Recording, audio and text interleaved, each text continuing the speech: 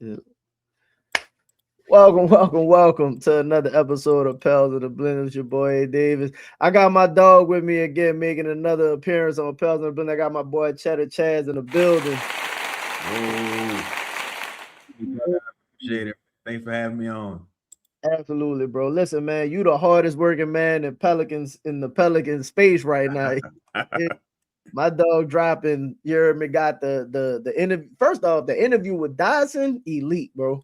Oh, thank you, man. I appreciate it. Absolutely. Plenty of content coming from that. You know what I mean? And obviously you cover the games daily, which the thing and this the thing about covering the games, and you mentioned it on your show all the time, bro. It's like when you actively talking about the game while you're watching the game, it's different than like post game. You know what I'm saying? Yeah, Because you actively can like I'm watching it and be like, see, this what I be talking about right there. right. Or like, sometimes you might be like, well, why you ain't take a time out? Or why they did like you missed the nuance. That's the words I'm looking for. Right. You missed the nuances of the game and stuff like that. So, whoa, Shout out what's to Jaden good? and Lee, man. Peace to y'all. But yeah, bro, it's Appreciate like y'all. it's one of those things that I really can't stress enough. It's like when you're in the storm Mhm. watching every single possession play by play, and you Yes, get to dog. analyze every possession. There's nowhere for you to hide. You No. can't hide behind any narrative. Like you can't. Whoa, what up, Mike? What up, Mike? I'm No, walking my no. dog. You're like you can't hide behind any narrative. You can't hide behind well, this guy, it's like no, I'm I'm watching this watching happen it happen. right Yes. here. Like, you know what I'm saying? And at this point, I'm about what damn near from the preseason to now, I'm about almost 40 games in, I think, something along those Yes. lines, getting close. And yeah, man, it's been quite the observation. I'll say that. It's been quite the observation. I hear that though. And listen, I throughout the summer, you know what I feel like? I feel like I kind of caused this. I feel like I caused this because throughout the summer, I was first off extremely optimistic about the team, I right? remember talking to you. Optimistic about Joe's moves, right? And Mhm. we'll talk a little bit about those, but optimistic about Joe's moves, optimistic about Poole, like optimistic about a lot of stuff because I thought coming into the season, right? If you just took things on face value alone, Mm-hmm. it wasn't necessarily the worst situation to be in, Right. right? But now we in, and a lot of people are calling this the worst season, like the worst season of Pels history and stuff like that. I definitely don't believe No, I we're wouldn't in. agree there. Yeah, I wouldn't believe we're in that situation, and it's tough to watch. Don't get me wrong, like it's tough, but like, is it Yeah. the worst season? I don't think so. But like, where do you think? And we'll just start there because I Mhm. agree this is a bad season. But where do you think everything just kind of shit the bed? I think I was kind of put in a position this off season to where I was kind of asked to be a little bit nicer to the coaching staff. All Uh-huh. right. So, Okay. whereas this entire offseason, I was like, look, man, this team needs more and more talent. You have to make it to where the coaching staff is irrelevant. Mm-hmm. Ultimately, they weren't able to accumulate as much talent as one would have hoped. Mm-hmm. Free New Orleans isn't necessarily a free agent market. You're not gonna you're not gonna get any type of marquee free agent. That's why you have to overpay a guy like Kevon Looney and hope he has something Absolutely. left in the tank. Got a guy like Willie Green, who this entire coaching staff was just terrible. You kind of forced to carry them over into the season. You got a bunch of lottery picks that never really panned out. One of them still on the roster being Jordan Hawkins, Kyra Lewis over Tyrese Maxey. You see Mm, evidence of that. Drafting Jackson Hayes, Nikhil Alexander mm, Walker's in Atlanta right now. flourishing, Dyson's in Atlanta right now. not flourishing. Yeah, Kyra Lewis is like out of the league. Mm-hmm. It's so many things the way you point to, like, if you're Joe Dumars, you kind of got handed a hot potato and been told to figure it out. I think it Mm-hmm. all starts with of course, firstly trading that draft pick, and Okay. secondly holding on to Willie Willie Green and Green. this entire coaching staff. Because Mm-hmm. that's the thing. I That's the think part right people there. people have mistaken me saying fire Willie Green as an endorsement of James Borrego. No, I've always said get rid of all of them. Like I want the whole staff gone. You know That's what? all. Let's get clarity on that, because that's a great place to begin. Because if you go back to when James first got here, right? James' first season here was the 49 win season, if I'm not mistaken, right? So it looked like James getting here, like, again, the team had, they had took steps, the win total had increased, and then you bring in James, and then you get the 49 win season, and it looked as if the problem was the Willie Green problem. Because if you remember that season, you had the 2 games where James coached, and the team had looked significantly different, on top of the problems with closing. Right. It was a smaller sample size, but very small sample size, right? So how do and I we talked about it. Like, where did the disconnect come? I don't even know if disconnect is the word, but like, you were very adamant that like everybody needed to go. How were you able to distinguish the difference between Willie and Borrego, or just to not be fooled, I guess, would be the better way to phrase it? Well, man, like my brother used to say, the turd don't fall far from the ass. Look, man, just being fair, zooming out, analyzing James Borrego, he's never really done anything in this league. I think this would be his 6th season as a head coach. Yeah, he was an interim head coach in Orlando, I believe, and this would be his 2nd interim season, but he was gifted about 70 games this year. So I'm not going to call him an interim. He's for the Pelicans this year, he's the head coach. All those seasons, 1 winning season. You look at guys who've left James Borrego, they never really succeeded outside of his program. You look at Terry Rozier, you look at Devontae Graham. Look at LaMelo Ball. Aside from the injuries, does LaMelo really look like he's missing James Borrego?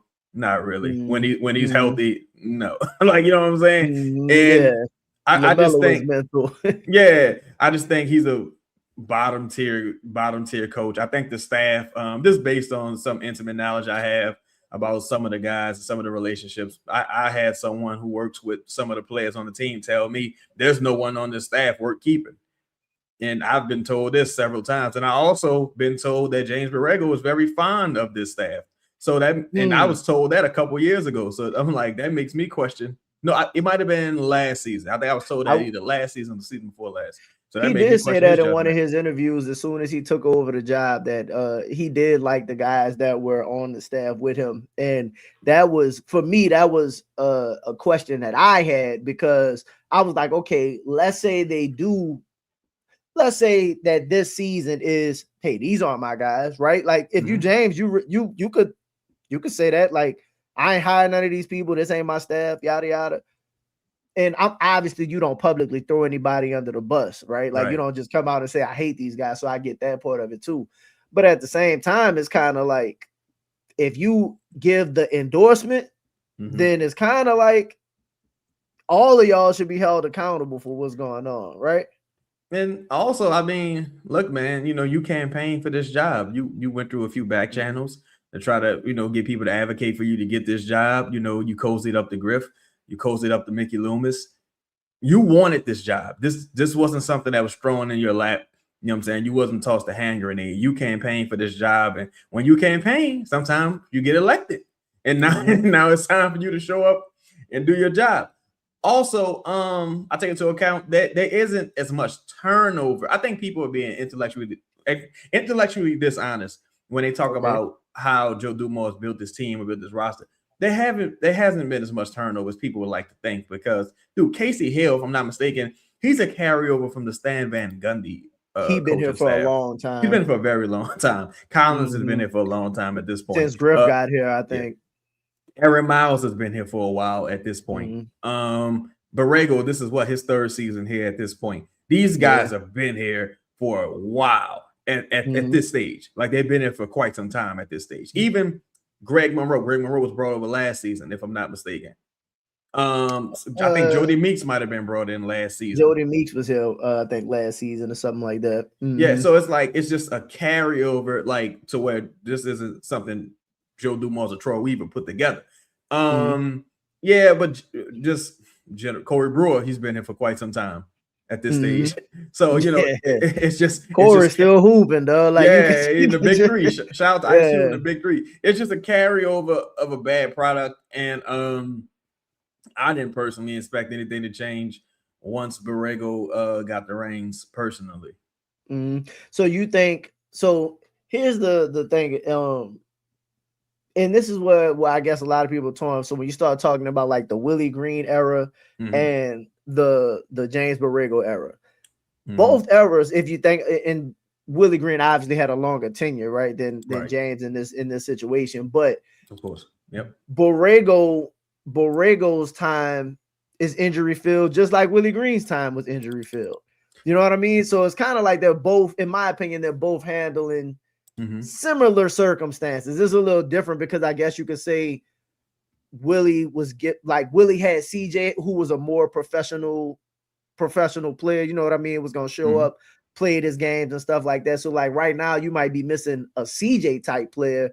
But is it really that different, the circumstances that they were handed? Like, just to be fair, other than Borrego not getting an off season. But I don't even really want to give that pass because you've been around for 3 seasons. You know what I mean? Man, I just shout out to Jaden. Thoughts and prayers to you, man. I hope you recover from your injury. I think sorry about that, man. I think a lot again, man. I just think people looking for different ways to stall Borrego out and give him a pass, bro. Because like you said, he's been here for years now. He's worked intimately post practice with Trey Murphy and Zion, and even Jordan Poole and Zion and Trey at some point. Why haven't we seen those actions? Like why haven't we seen some of those things consistently throughout games? Also, I would argue that James Borrego had a healthier unit. Like, we don't necessarily know why Herb has been out. We don't necessarily, I mean, I got an idea. We don't necessarily know why Jose is out right now. I got an idea.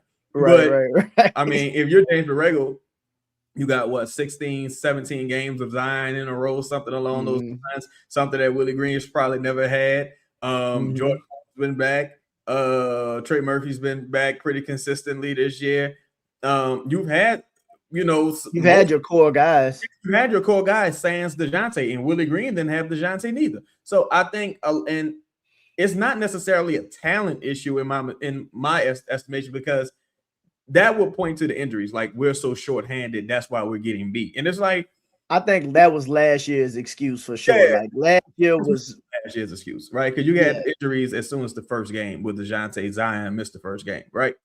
This year, you're losing by single digits. Like, and you're losing, and you've led in at least in the fourth quarter, probably about 13 of these games, if I'm not mistaken.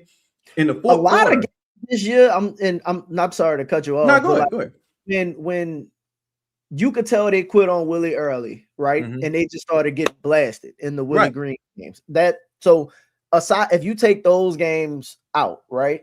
When Borrego took over, it hadn't been many blowouts. You know what I mean? I think maybe they only got blown out like 2, maybe 3 times. Maybe about 3 times, right? Something like that. So all of these games, in my opinion, are within reach. A move here, a rotation here, timeout. You know what I mean? Like managing the game. Obviously, your players still got to show up and stuff like that too. They still do some boneheaded things, and there is some lack of talent that shows. And we'll talk about some of that in a minute as well.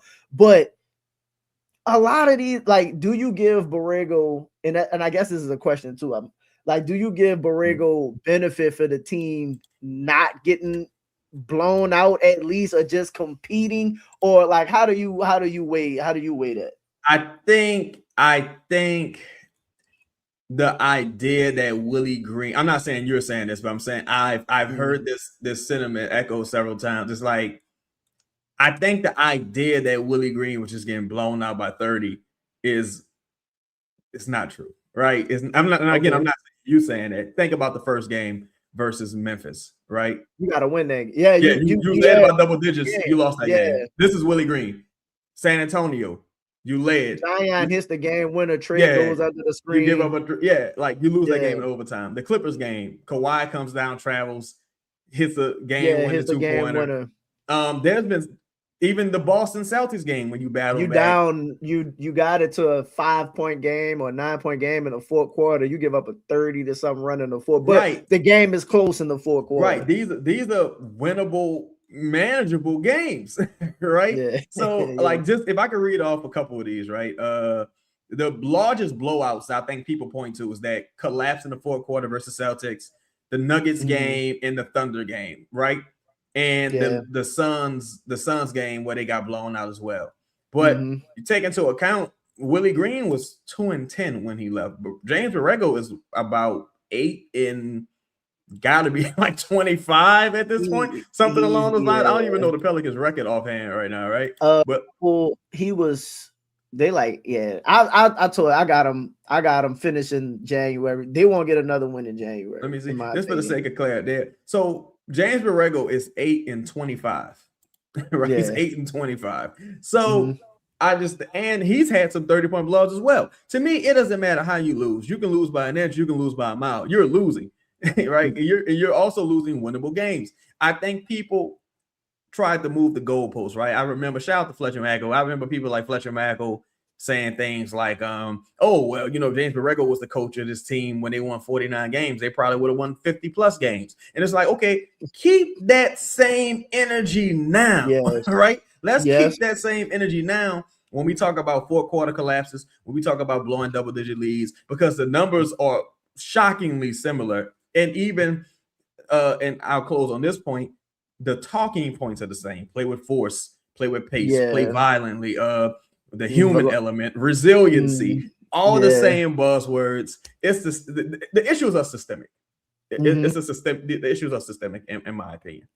I got you. I agree with heavy sentiment of that. So like and then I'll close with James, and then we'll roll into the next thing, because I kind of want to bring up Joe Dumars a little bit for this, because a lot of people are giving Joe blame, but I'll tell you this as far as like the James Borrego stuff. Like, does the team look different? To a degree, yes. Okay. But my opinion on them looking different is, I just think from day one, this season, I just think they were just tired of Willie. You know what I mean? Like, I think it was just kind of, especially, I said game one, I think they were over it game one. Game two solidified it, because game one, if you remember, Jordan Poole and let's just do this real quick. If I don't know how true any of it is, but if the rumor that Jordan Poole was possibly hurt in the preseason and stuff like that, which is why he missed those games early, if the team knew he was possibly playing through injury, if you remember in the first like halves of those early games, the Memphis game, Jordan Poole was looking like Jordan Poole, right? Was rolling, was hitting shots, and was getting the Willie Green extended bench minutes, right? And it just kind of threw the rhythm of everything off. Game two against the Spurs, Jordan Poole started off strong again in the first quarter. I think like 10-14 in the first quarter, something like that. Got the extended, benching and stuff like that. I think. And then in game two, and I think game two also solidified it for the team, because remember, Herb played god awful and Sadiq Bey was rolling, but then they in their, what was it, overtime, I think, they just kept coming back to Herb Jones. And oh my God. I think the team at that point was just like, I just can't do this. Then game three, Zion with the injury, Poole goes to the bench. And then I think now you got the him staring at the bench videos, and I just think it was downhill from there. So go ahead. I think, again, I think people too often try to disconnect Willie Green from James Borrego. I don't think Jordan Poole gets along with his coaching staff, and I think he has some injury issues for his lower body, as it, like he has this huge knee and ankle wrap in every game. Remember his first game back from injury versus Houston, he trips over DeAndre Jordan's foot and twists his ankle again. He's not really able to beat guys off the dribble, not getting to the free throw line like he was doing earlier in the season. That doesn't excuse some of his decision making, but that does kind of showcase something for us, him being able to get downhill in his 3-point shooting. But man, I've heard that he ain't getting along with this particular coaching staff. I wouldn't be surprised. I thought we would see less Point Herb once Borrego took over. Maybe you go back to that video. The only guy I've ever seen Willie Green work with post practice is Herb Jones. This is the only time I've ever seen that, bro. Like, it's crazy. And there's probably some mental anguish there as well, to where it's like, man, Herb and Willie were close. So what does that mean for Herb? You know what I'm saying? Maybe that explains why he's out a little bit right now. Also, just like I think some of the spurts of positivity that I think you have seen have to do with health and the absence of Willie Green, not necessarily the presence of James Borrego. James said he wants to get to a point where he doesn't have to call plays. That's pretty much what we bagged on Willie Green for. Like, yo, coach, can you kind of be a little active aside from elbow? You got some creativity here. Whereas James, he wants it to run by AI. So I mean, I just think, bro, to be honest, bro, and I guess we can move on here. I think a lot of the Borrego praise, a lot of the Borrego sentiment is a request for access to the team. Okay. Joe Dumas runs a really tight ship, has a really tight inner circle, tight knit group. Him and his boy Troy. Troy, you know what I'm saying? They rolling with their sons. They're not giving people a ton of access. Everything you learn is going to be through second and third hand parties. I think a lot of people are just putting their bid in for Borrego because they may be afraid of who Troy will hire. They may have a problem with who Troy will hire, and they probably just don't want to lose the last bit of access that they may have carried over from that David Griffin era. That's my educated perspective. Well, that's very informative. I appreciate you for that, and we'll wrap up the James Borrego stuff there. So actually a decent transition, because you just mentioned Joe and Troy. Joe and Troy have received a lot of criticism on this season because obviously they traded the pick, and I do think that you deserve criticism for. Oh yeah, absolutely. Criticism for not putting. I won't even say trading the pick. I'll say not putting protections on the pick, right? Because if you put protections on the pick, then you're probably not as stressed about not having the pick as opposed to just trading it blindly and stuff like that, right? I personally I ain't gonna say didn't mind him trading the pick, but I just essentially understood what he was saying. He was like, look, I'm taking Derek Queen. Like, that's kind of what it is. And the way Derek Queen has performed has been, let's say, I don't want to say up and down, but to a degree, he looks like a rookie, right? Okay. And then part of the things that people were concerned about, you could see. Part of the things that had people excited, you could see as well. Before we move on to talk about Queen, with Joe Dumas, do you think that, like, because I don't believe that Joe believed in this team. Okay. Do that make sense? Yeah, it makes a ton of sense. Yeah, like, I don't think Joe believed in this team. I think Joe came in. I think Joe, and a lot of people upset about the pick, but I think Joe came in and was just kind of like, okay, I can't fire the coach. The team needs talent, which is why I think he wasn't just ready to move Z. Like, you know what I mean? Like, I think we just need as much talent as possible. And if you remember in his interview, when they asked, how do you think the team is going to perform? He never gave a win total. Yeah. Like, he specifically, like, didn't say, and even when they asked, does that Fletcher asked, like, does that mean a play-in, a playoff? He was like, what I will say, and then he went into the his spiel. The we gonna compete and stuff like that. So, do you think that Joe Dumas is just sitting back and just kind of like letting all of this shit play out, basically? Like, cause a lot of people saying he's not doing nothing, he's not saying nothing. I just like, what do you think? What do you think Joe Dumas is doing right now, and how much blame do you think he deserves? I think he's a bit of a scapegoat, honestly. I think he gets some criticism that David Griffin never got. And a lot of that has to do with relationships and some other reasons, right? But that being said, I think the issue with Joe is they were a step too early in certain instances and a step late in certain instances. What I mean by that is, for example, a step early would be, all right, you traded the pick for Derrick Queen. You don't know how this is going to play out.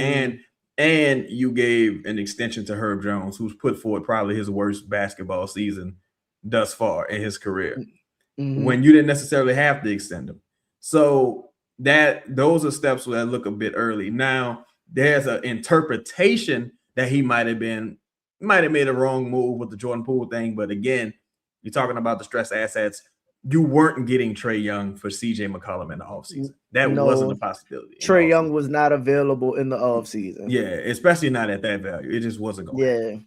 Right. Mm-hmm. So that's a questionable decision. But a lot not to of cut it, you off. I'm sorry, not to cut you off. I hate when we do that. Like when like retro the trade. Like the community as a whole, like be like, well, if CJ got traded for Trae, it's like why we didn't hold on to CJ. And it's like, well, if let's say they don't trade CJ, right? Mm-hmm. A lot of people would have been killing them and being like, you're not keeping CJ. Like, you have to go do why'd something. You carry him into the season? Why'd you carry him into the season? You have to do something. You're not going to because the last thing I'll say before I pass it back to you, I'm sorry, but if the Pelicans, for the most part, historically have not got the same trade value or trade opportunities as other teams. So the fact that Joe came in my opinion, under those, operating under that circumstance, it's the Pelicans have to overpay for damn near every move that they make. You think people was just going to be willingly trying to take CJ McCollum, even if you knew he was expiring and all of that? None of that was happening in the offseason. Also, you just traded Atlanta your unprotected first. What incentive would they have to trade you a good player to lessen their odds at landing a top pick? It's just basic common sense and logic. That's why, to me, it's not difficult to figure out some of the motivation behind the talking points and narratives that's been reported. But just generally, I think it's a lot of carryover from the David Griffin era, man. Like, even when people talk about Nickeil Alexander-Walker, it's like, bro, that was 3 teams ago. This is the first year since he played with the Pelicans that he's actually averaging double digits. That was 3 teams ago, 2-3 contracts ago, bro. That's well out of the reach of the Pelicans developmental system. I just think the carryover Jordan Hawk. And if you're Joe Dumars, at a certain point, you have to at least kind of look at the roster and say, all right, how are these guys good? You've been hearing how great Herb Jones is for years. You've seen him play at a high level. You're like, oh, wait, he just had an injury. Maybe he's not hurt anymore. He'll be better. No one could have expected this from Herb Jones. That's true. Jordan Poole is coming off of a very good season. That's another thing. Absolutely. He's coming off of a good season. The Zion shit, you always got to kind of hedge your bets with him with the injuries, but that hasn't even really been a thing this year. Trey Murphy started the year kind of rough. He's about where he was last year. I put him a little worse than he was last year personally. But I agree. Otherwise, it's like this is still the team David Griffin built, same coaching staff David Griffin built, and you didn't have a ton of avenues to get better. You didn't have a lot of cap space. No one's coming to sign here as a free agent once again. I can't stress that enough. And this really wasn't a buyer's market this offseason. It really wasn't. Let me ask you this. Walker Kessler. No. Let me ask you this about deals that he did make, Looney, DeAndre, because it's little small round the edge moves that he didn't have to. You didn't have to bring in DeAndre Jordan. Didn't have to. The Looney for $8 million. I understood it at the time, but it's kind of that's a move you didn't really have to make. I think you had to make that move. Go ahead. Why? Not had to from a desperate standpoint, but I think you had to make that move from the standpoint of just extending Hawkins. The Pelicans with about $8 million in cap space, they might as well not have any money in cap space, truthfully. Because I wanted Sharp this offseason, or a guy like Sean Holmes. I wanted a number of guys, but guys have to want to come to New Orleans, right? Like, and that's what like the fan base is like. It's like, bro, people just don't want to come to New Orleans. Like that. That's like just what it is, fam. And if you're the Pelicans, you're only going to acquire talent 2 ways: via trade, taking on with a distressed asset, or in the draft. So if you're the Pelicans, one of the issues they've had recently is that they didn't have enough mid-range salary. Now with Kevon Looney, that's pretty much $8 million expiring contract. You can move now, or you can opt into that option and trade them as $8 million expiring salary in the offseason to take on a bad contract. Hypothetically speaking, let's say Jordan Poole is an expiring contract this offseason and Kevon Looney is. That's about $40+ million in expiring salary. If you wanted to go to the Kings and say, look, give me some bonus, here go a first, and take this expiring salary just to get them off your books. You now you got some of the best assets in the NBA, especially in this new cap conscious NBA. You got cap space you can offer teams. And free agents actually go to Sacramento. They're not scared to go to Sacramento. So I just think it's about perspective. Even with Hawkins, for example, let's say they extended Hawkins. He got a $7 million expiring this offseason, right? Between Hawkins, Looney, and Poole, that's damn near $50 million in expiring salary this offseason. And you still got all your own first picks and a possible Bucks pick coming up in 27. Like, there's a scenario in 27 where the Pelicans could realistically have 2 top picks. So it's all about perspective and which part of the story people want to tell. I agree. Let me ask this question too, and we'll do this real quick with Joe before we move on. I think a lot of what you said is true. And Joe is real. I have a plan. I might not be telling you my plan, but I have a plan. and I also think, because Joe is getting a lot of like pushback, you know what I mean, for the season about the pick, right? And this is where I stand, and it's mainly about the pick specifically because, again, you mentioned Jordan Poole, but nobody assumed that Jordan was gonna have this type of season, right? I don't care what people thought when you watched Jordan Poole last season. You did not think Jordan Poole was gonna have some of the stretches that he had this year, where he just, you know what I mean? Like, that's just you couldn't predict something like that a guy will come here and perform like that. But either way, that's what it is, and that's how I go. If a guy plays well, you look great. If a guy is struggling a little bit, then you take the heat for it. That's just the way it goes when you make the decisions. But going into the offseason as well, do you think Joe, because they said they're looking at being biased, right? They don't really want to do the rebuild. We talked about the rebuild before, man. Rebuilds 5 years, 10 years. You mention all the time, Joe old, bro. We ain't got time to be sitting with for that. He's not sitting with 5-10 years of losing and stuff like that. And this will actually transition into what I want to talk about with the rookies to a degree. But do you think Joe made some of those moves? Let the season play out. Look, I'm gonna let the coaching staff play out so we don't have no reason when we decide to make a decision, move like next year, because I think Joe came into this year and, like I said, didn't say nothing about this year. Let everything play itself out, and I'm planning for next season, right? So I don't know how true the interest is in Ja. I know y'all did you and Dyson, again, shout out to y'all, did the interest, said that they actually have avenues for them to acquire him or other players if they're truly interested in doing it. But do you think Joe is just kind of like all of that salary you was talking about and all of those options, right? The players being quote unquote untouchable, right? Going into next season is kind of like, bro, I have ways to where if I feel like I want to get good, I can. What do you think? Bro, Joe Dumars traded Chauncey Billups for Allen Iverson. Right?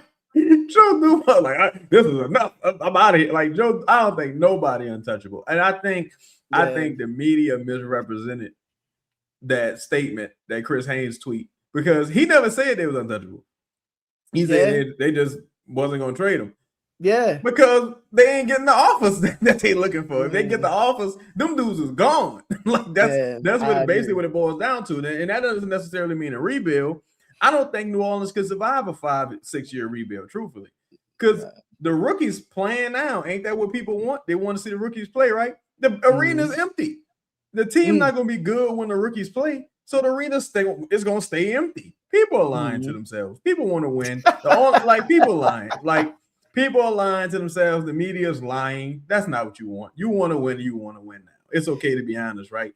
I always view this as a multi-year approach because Joe kind of got hot. I think that firing of David Griffin should have happened in the season. Yes. Because by the time Joe really got into we got into the core of the season, it was like the off season, you can't really do nothing. The off season damn near had already started. Brandon had already been traded away, so he didn't have no say in that. You know what I'm saying? Who knows what you could have did with Brandon? Yeah, who knows what might have happened with that? Who knows what would have happened with Willie Green during the season? Like who knows what would have happened with Zion, right? There was a ton of different things that it was too late to really put your finger on the pulse of what was happening. Once what's his name? David Griffin got fired. Borrego was already interviewing for the coaching jobs that he wasn't gonna get. You know what I'm saying? So it was, it was a thing where he wasn't put in the best position. I think people dislike him less versus they don't like the manner of which he got the job. They don't like how that went about. His relationship with the process, basically. Yeah, the process, like Mickey Loomis and Gail, their relationship. But no, James Borrego was friends with Mickey Loomis as well. Like he was done some backbiting shit. Like, you know what I'm saying? If we're gonna talk about it, let's talk about it. It's all some shiesty shit. Like, everybody's slimy and grimy around this bitch. But I think James Borrego and Troy Weaver, they're not gonna set themselves up to fail like that. I think them surveying everything, and again, Troy Weaver is notoriously known for being a distress asset hunter. This man traded for Wendell Carter Jr. Troy Weaver traded for Chauncey Billups, traded for Allen Iverson, got Rasheed Wallace, Rip Hamilton. He's a reclamation project kind of guy. He's a reclamation project guy. Brought in Larry Brown. And again, the team we seeing now, people think about Darko and people think about Killian Hayes. They don't think about trading for Rip Hamilton, bringing in Chauncey Billups, Rasheed Wallace, Ben Wallace, drafting Taurean Prince. Tayshaun Prince. I say Torian. Tayshaun Prince. They don't think about Troy Weaver getting a star during Isaiah Stewart, who's regarded as like the best defensive big in the NBA right now, aside from Rudy. They don't think about those picks. They think of Duran is looking like an all-star this year. Like Cade Cunningham was consensus, so I can't say him. But even Jaden Ivey was balling before the injury, and and the Monty Williams hire. That again was on ownership. Ownership chose to hire Monty Williams because reportedly Troy Weaver had interest in Kevin Ollie. Reportedly, so we don't really you know what I'm saying. I just think people putting some questionable stuff on that jacket that shouldn't really be there. And I ain't caping for them because I don't know neither one of them. But and still, Yeah, my thought is I thought this season always was listening because I do a lot of the shows based on like the interviews and what people are actually saying.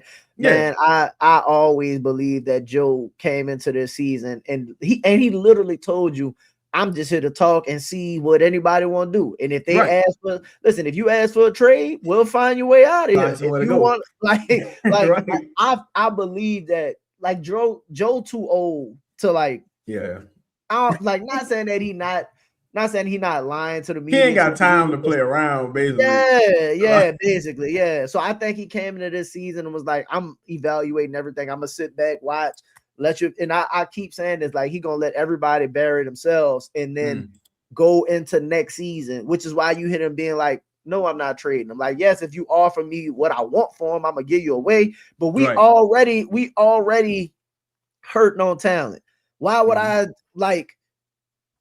put myself first off take less for him and then put myself in a position to be even less competitive in the future? Like I just don't see that being technically their plan.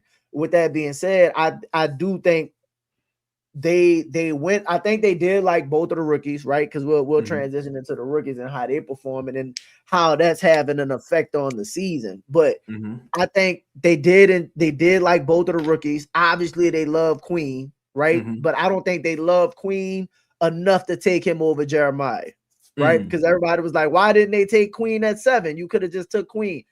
I think they love Jeremiah. And I think even with as a young point guard, bro, I think you got to give that dude a little bit of some, like, you got to you got to give him about 3 years. Yeah, you know what I'm saying? Like, a lot of people upset right now, and they upset for the reason that you echoed, that people want to win. And again, he had his highs, he had his lows. He's figured, brother, dude 19 trying to fix, like, you got to give Jeremiah a lot of grace right now. But I think they love Jeremiah, but they also love Queen, right?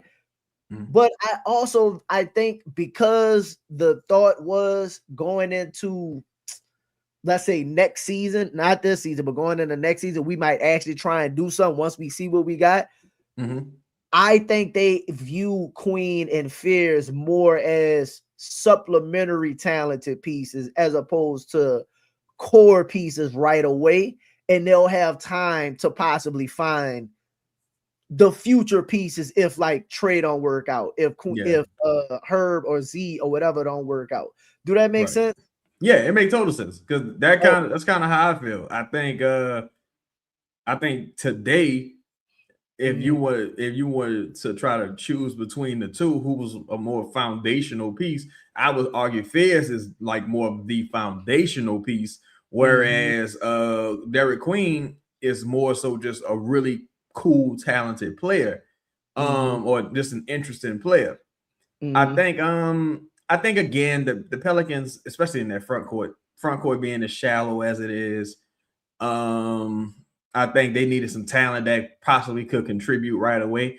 I think Derek Queen's game is more, he's an older rookie, and his game is kind of catered for someone to contribute more so right away.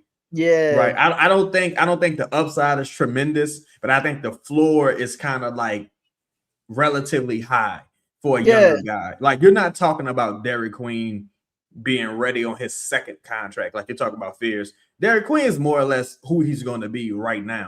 He can fine-tune his skills, cut down the turnovers, work on his motor, get stronger, polish the shooting, polish some of the passing, decision making, etc. But he's not going to grow 3 inches. He's not going to become super athletic. That's just not going to happen. Whereas with Fears has a little more upside being younger. He has more. The athleticism is there. The first step is there. He just got to polish more of his skill sets. I think it was a way for them to try to thread the needle. We've seen this again. Troy Weaver has an affinity for front court players. He has an affinity for DMV players. I hope that he stops with that affinity immediately. I think we don't need no more DMV players. But you got you one. They got you a couple, actually. We cool with that. I don't think they view either guy. Well, I don't think they view Derek Queen necessarily as a foundational piece. I think he's like their Isaiah Stewart, truthfully, or that's exactly how I view it to a degree. That's exactly how I do it. I view it, and I don't think that I don't think that they completely wanted to not be in next year's draft and stuff like that. But I think that they view Queen as a kind of big that would be able to supplement no matter what big they had. Because I do think they intend on going to get another type of course, big, you know what I mean? Like, so I think they view Queen as the kind of guy who could play with just about anybody moving forward, if that makes sense. I agree. He's a fascinating talent, and you could be a person who realistically just didn't believe in the draft next year. But that's like true. For me, I don't like the idea of trading the pick, because it ain't necessarily just about a 1-for-1 with the pick. It ain't just apples to apples. You could have traded that pick to get some talent. You could have traded that pick to get John Morant, Sabonis. You could have traded that pick to get Trae Young. It's the possibilities, the opportunity cost that you miss out on with drafting someone. Because as soon as you draft someone, their value decreases. like Absolutely. immediately. Like Mhm. Atlanta wouldn't give you back that pick for Derek Queen today.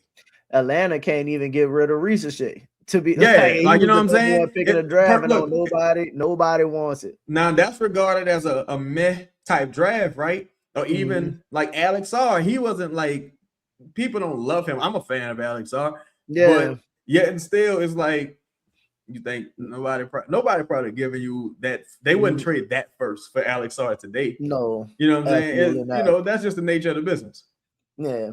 And then again, as things get closer to the season, you know what I mean, we'll see how they go. So like obviously this is one of the worst seasons, and the rookies have, do you feel like, I personally don't think none of this is on the rookies, because I don't think they should be playing at all. Anything they give you was positive. Any, like, you know what I mean? Like Derek Queen didn't have an off season. Like I don't think these dudes should be, like, obviously you want them to show what they can do, but I don't think this particular season, with Zion being as healthy, with Trey playing as many minutes, like you've had enough players to where, like, you kind of forced to play them, but I don't really care about them going through their growing pains right now and stuff like that. Like, if you play, typically when you play rookies, you lose.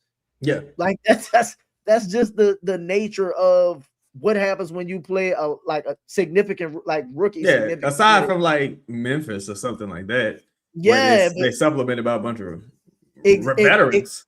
exactly, like quality veterans in a Yeah. system and something that they believe in, and a culture, and all kind of other beneficial stuff that we And don't you're know playing nothing two about. offense-driven rookies. You're not playing two like defensive-minded rookies where like the ask is lower or less than. I think I don't put it entirely on the coaches, just because all of the red flags with each rookie, the reason why they fail in the draft, has carried over to the season. I agree. And I think some things are in between the ears with both guys. Some things are some just physical limitations with both guys. But I also think it's the laziness factor with these coaches. Because again, I always say this. That's a good point. If a player is supposed to have it all figured out, then why we need coaches? I said this all season a ton of times. Like when I saw how Derek Queen was being used in the summer league, I was like, no, this problem to me is the coaching staff. And since heavy isolation and stuff like that, heavy isolation, no ball movement. When he's probably one of your top two offensive options, he's not really getting consistent touches.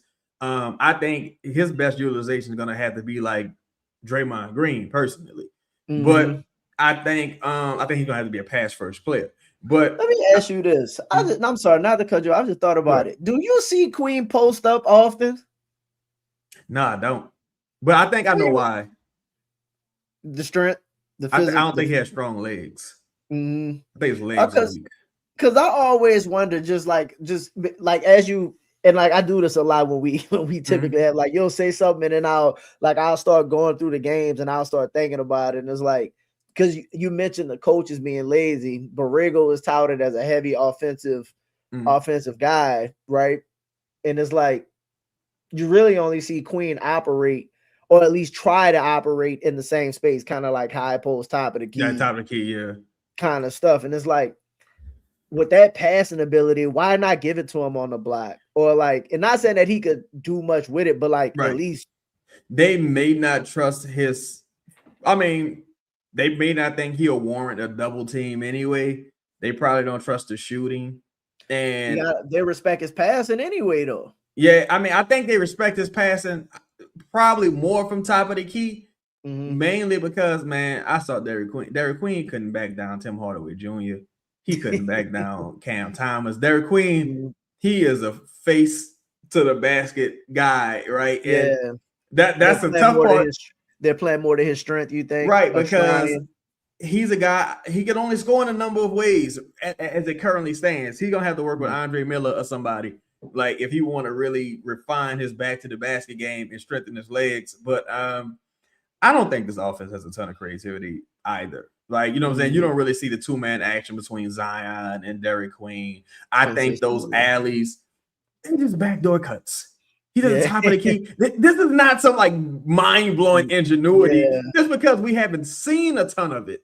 Yeah, right? Cut, And we tall, throw it up at the rim. Yeah, it's like, come on, man. This isn't like some fascinating. It's like there was a play last year versus Minnesota, Zion's last game of the season. Zion's on the right wing. Carlo crashes from the left wing. Zion's like, go. And he throws the alley. It's like, do people think Zion is fucking Magic Johnson? No. Yeah. Like, it's like, come on, man. Like, people just, and I'm not saying that to disparage Derek Queen. I'm just saying people's expectations are so low and they can't make up their mind like as to what they view as success.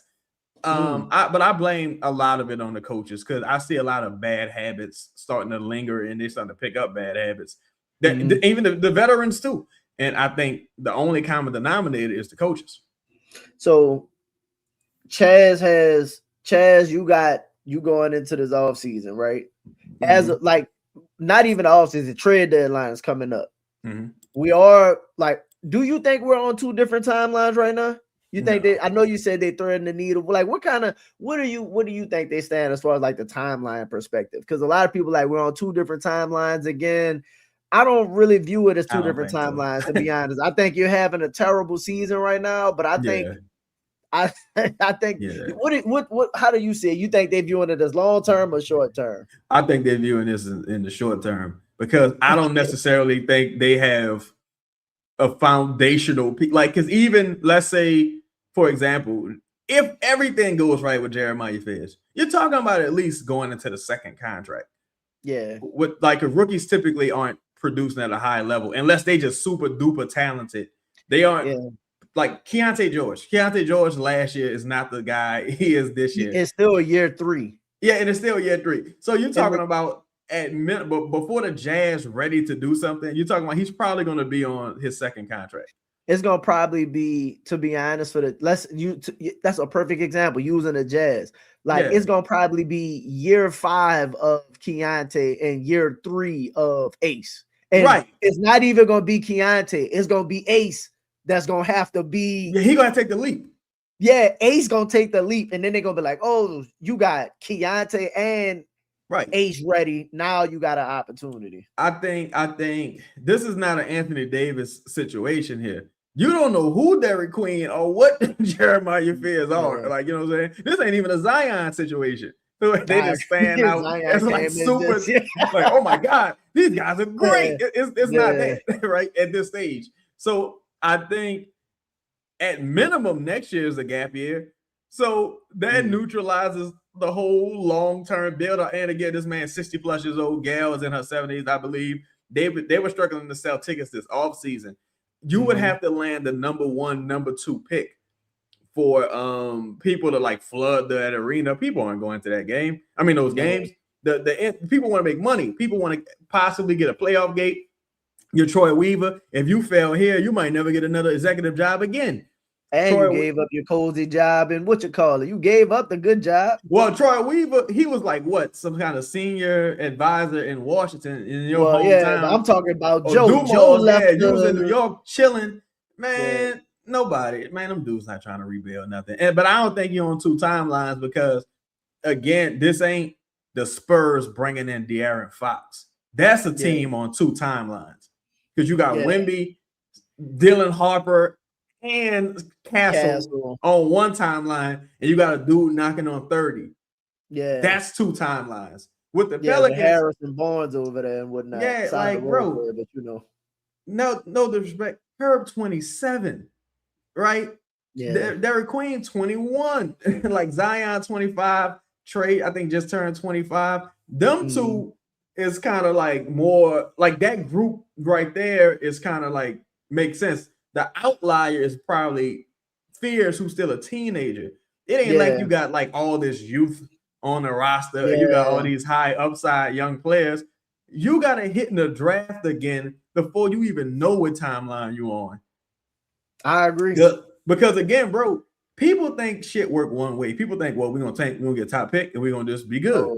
Ask the Kings, ask the Jazz, ask the Wizards. Like the Wizards on two different timelines now, right?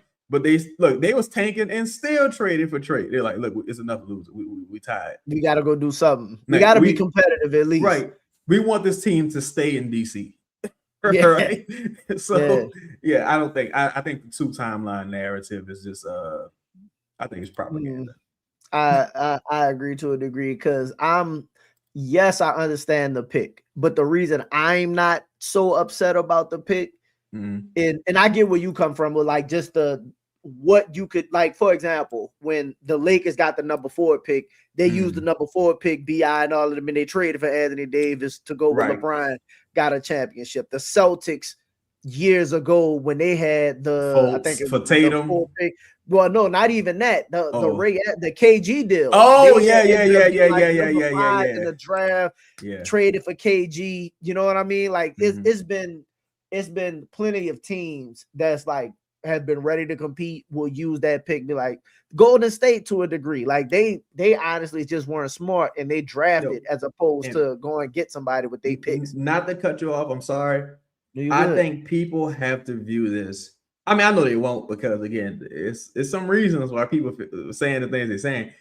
I think objectively, you have to view it as the beginning of an entirely new regime. I agree. Like this is an entirely brand new regime with a few carryovers from the last regime, of course, player wise, but players, coaching, everything. What I meant like moving forward because these dudes still haven't picked their own coach. They still haven't picked the staff. They haven't. They're really just in a let's evaluate this at this point. And it would have been nice to have your pick while you're doing this evaluation, but that's not the path they chose. I agree, and for a lot of the things that they take a little grief for, like, and again, I understand it to a degree, like not keeping Antonio Reeves, for example. Like I understand like the being upset about that. You know, if you liked Antonio Reeves and then you watching Hawkins play. Yeah, I didn't like that. Yeah, so I completely understand like those kinds of moves. But again, if you Joe and Troy, you come in here, you don't know nobody, you don't care about no, like you don't care about none of that. Like I'm getting ready to. I took the stuff off the wall. I just think that was the first move. I think realistically, you have to wash. And I don't know necessarily if Zion. I ain't gonna say I don't know if Zion's included in this or not, but I completely understand. Like if I came into a business, right? If I came into a business and everything was terrible, right? Everything was terrible. Well, if you telling me that the dude running it was bad because he got fired, I don't know necessarily what we can pull out of, you know what I mean? Like right. Like I don't know what's in the freezer. Yeah, like you know what I mean? So I'm just kind of like, all right. So the head guy went first, right? Then I think the coaching staff is gonna go next. Right. And then I think they're gonna probably, if they don't get, like you said about the office, right? Like obviously, if you give me the office for Trey, sure. The office for her, sure. Like but I don't know what these dudes look like under my people. Right. Like I know what they look like under y'all. Like let me get some of my people in here and then we'll see and then kind of go forward from there. So I just think like when you say you got to look at it literally as like a year one, most year ones, anything like most startup businesses and stuff like that, you take that first year just like shit. You might have to look at it like orientation. Exactly. That's a great point.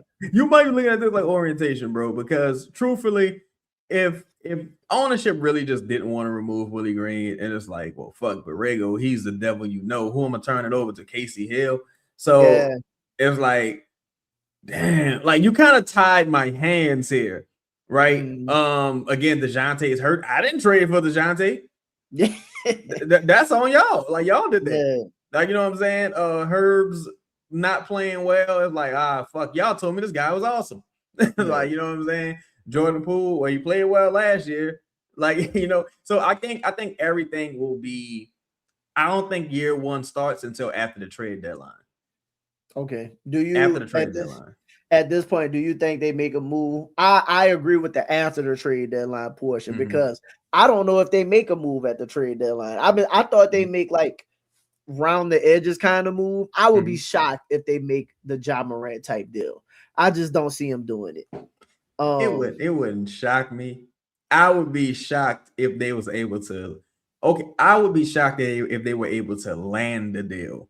That's what I Right? mean. That's what I Yeah, mean. yeah, yeah. Not if they did it. Like if they did it, Right, I would be like, he said they were going to be aggressive. I completely understand. right. Like I'm all about when Trae Young was supposedly available 2 Mhm. years ago. We got to go get Right. the guy. If Mhm. Ja's available, go get the guy. Like that's how Mhm. you like people be down on bro. Ja, a great player at the end of the day. Like I'm taking my chances with going get the great player and he fell as opposed to and then I'll live with people being like, oh, you could have saw Mhm. the signs. Okay, like Ja's how old? You know what I mean? Yeah, I think he's But like 25, right? As well. yeah, like one of the big like no, it's not like I KD at 35. Like give me I think also too, to add on to your point, these guys got to be available for real, for real.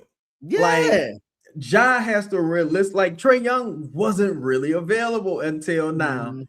If you really think about it, Renard and a couple of other front court players, they may have made Sabonis more available than he Yeah, had been, but he wasn't realistically available this offseason either, unless you like was blown so blowing the them socks away with off. an offer. Yeah, Yeah, but I think these deals are always cheaper in the season when you're buying, and the Pelicans got way more incentive to buy than they do to sell. So I think they try to be really aggressive, and it's just a matter of who ultimately shakes loose. Because there's a lot of smoke there, like between Ben Mathurin and Eve Messi, between I haven't heard about Sabonis, but between they had rumored they have some interest in Kuminga. To what extent, who knows? The John Morant thing, and it's like there's a reason. I don't think everybody sounding the John Morant alarms just off GP. yeah. I Because think truthfully, Dotson broke that story. yeah, yeah. He did. For I as like the remember Pelicans having interest. interest. Like not well, don't be surprised. It's like, no, they have interest. They've talking Yeah, to them. They ain't talking to them for their help. Like, you know what no. I'm saying? I believe Joe. Ja, like, bruh, Ja, Z to a degree, Z to a degree, Fierce, Queen for all of his flaws. Those look like Joe kind of guys to a degree. Like Fierce constantly getting into it with people. You know, Queen rough around the edges. You don't really know what he got that deal. Yeah. Like he got a little attitude about him. Yeah, a You know little what bit, I mean? yeah. Yeah, Ja, Ja. No, Ja Dog, is. you know what Ja bringing to the court, stuff like that. And Z is just polarizing to a degree. You know what I Right. mean? So I could see Joe being like, give me all of the misfits, all of the people that people got issues I'm with, gonna do it again. and I'm gonna do it. I'm gonna do it again. Regardless if you're Bro, right or wrong. bro, But those are again, the teams that bind that gel. people misremember history, son. Allen Iverson was a pariah. Yes, bro. And guess what Allen Iverson ultimately ended up at? In Memphis. Motherfucker got straight to Memphis. Right? But Allen Iverson was a pariah when Joe Dumars traded for him. Chauncey Billups was halfway out the league. Rasheed was coming from the Jailblazers. Bro, like, you know what I'm saying? Rasheed was in Portland, like damn near not about to be out the league, but he was like, I'm not showing up no more. No, like Ben Wallace, like you got this little bitty ass dude, you gonna put him against Shaq, and it's like you don't know this dude a dog. And then they go to 2 straight finals and 6 straight Eastern Conference finals, and he just understood the real. It's like, bro, even when he signed Charlie Villanueva and Ben Gordon, Josh Smith, guys like that, it's like, no, this is Detroit. The city's bankrupt. Nobody willingly coming here unless I got to get lucky. And sometimes you get lucky, sometimes you don't. But in New Orleans, you got to get lucky. You got to find that Ferrari with a scratch on it and buff that motherfucker out. That's how you gonna have to do it. You gotta hope. And I said this, and I can't remember, man. Somebody on Propel said this long time ago. Maybe it was Ross, but was just kind of like, you need somebody to just be great beyond, like just just be great enough to carry the shit with him. You know what I mean? And if that's taking a chance on Ja, like, so, like, motherfucker, that's Ja Morant. Like, what you got to lose? That's one of the things where, like, with the media and the shout out to Ross, I agree with Ross. With the media and with some of the fandom, it's like, bro, who do you think you are to turn your nose up at some of these guys, bro? Like, oh, I don't want that in my locker room. Are you crazy? You talking the locker room, bro? You talking about fit? Are you talking crazy? About, bro? This is bro. This is look. That's like, remember Good Times? Imagine James bringing home a bunch of sirloin steaks, and they like, oh, I don't eat sirloin. All I eat is ribeyes.